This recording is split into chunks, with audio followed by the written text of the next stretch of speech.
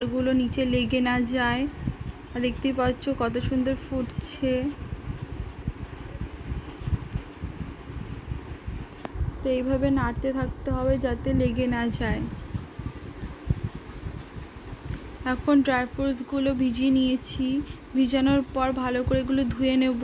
ধুয়ে নিয়ে তারপরে পায়েসের ভিতরে নামানোর আগে অ্যাড করে দেবো।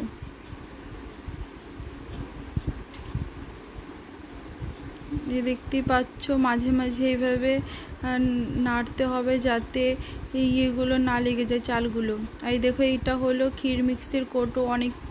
অনেকে দেয়, অনেকে দেয় না। এটাও তোমরা চাইলে দিতে পারো, না চাইলে নাও দিতে পারো। তো এটা উপর দিয়ে কিছুটা দিয়ে দিলাম। যদি মনে হয় যে কম দিয়েছো তাহলে আরেকটু দিতে পারো। তো দেখতে পাচ্ছ পায়েস হয়ে গেছে।